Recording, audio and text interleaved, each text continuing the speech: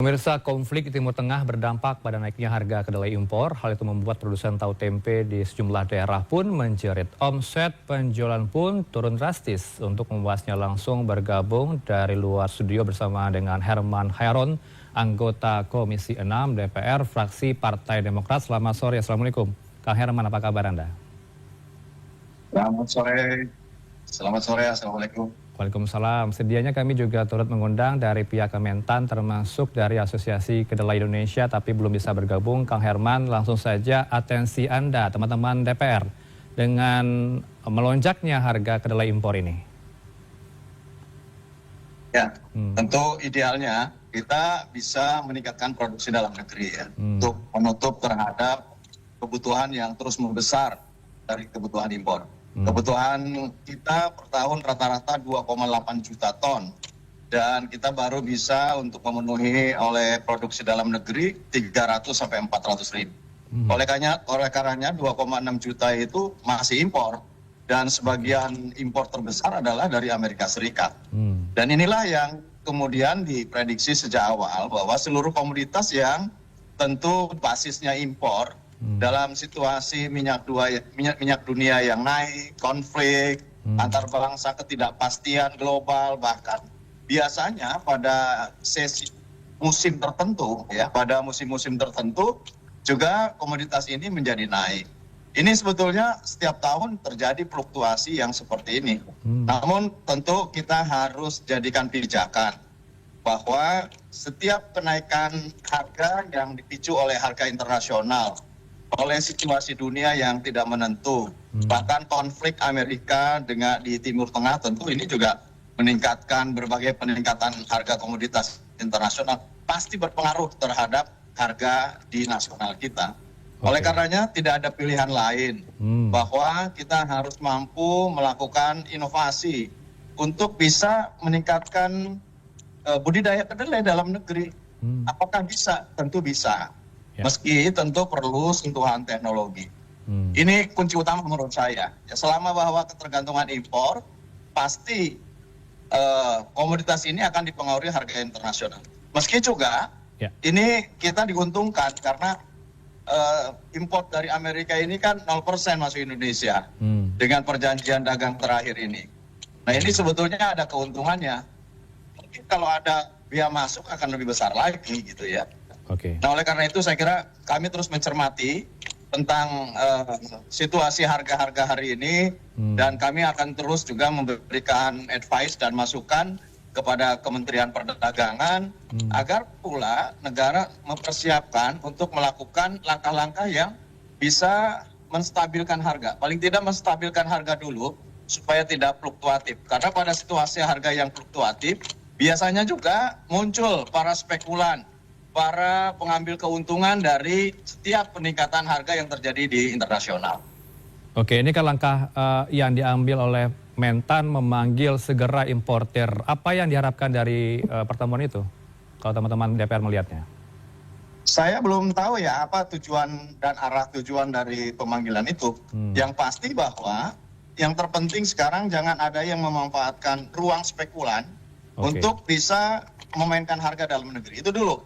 Dan yang kedua, para penegak hukum menurut saya juga harus aktif untuk bisa menjaga agar tidak ada penimbunan-penimbunan yang juga pada akhirnya menjadi harga tidak menentu dalam negeri.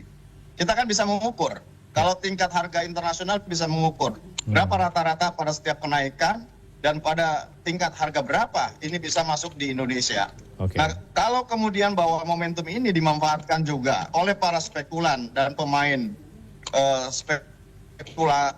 spekulan yang mereka mengambil untung, ini yang biasanya meningkatkan harga di batas harga yang tidak wajar. Oleh karena itu, saya kira ini yang harus dijaga. Mungkin Mentan memanggil para importir juga untuk menjaga. Bahkan mungkin tingkat keuntungan ya jangan terlalu dibuka terlalu tinggi. Yang penting bahwa bagaimana suplai ini dijaga tetap ada dan kemudian sambil menurut saya ke depannya Kementerian Pertanian ya harus mampu untuk meningkatkan produksi. Karena dengan peningkatan produksi, penurunan impor, ini juga akan menekan harga internasional yang saat ini menjadi patokan harga di dalam negeri. Kak Herman, kedelai merupakan komoditas utama nih bagi mereka yang bergantung pada kedelai sebagai mencari nafkah sehari-hari, apalagi mereka yang bergerak di usaha kecil menengah UMKM. Apa yang bisa dilakukan untuk menjaga stabilitas harga tersebut sehingga mereka tidak dirugikan? Nah, kita kan bisa belajar dari pengalaman ya. Ya. Pengalaman yang lalu bahwa negara juga mampu sebetulnya untuk bisa menjaga tingkat produksi yang berkesinambungan di tingkat pengusaha. Misalkan pengusaha tahu tempe ini sangat bergantung, ya. Tahu dan tempe terutama ini yang sangat bergantung terhadap kedelai, termasuk pengusaha kecap saya kira. Ini adalah produsen terbesar, penyerap terbesar terhadap impor kedelai ataupun kebutuhan kedelai dalam negeri.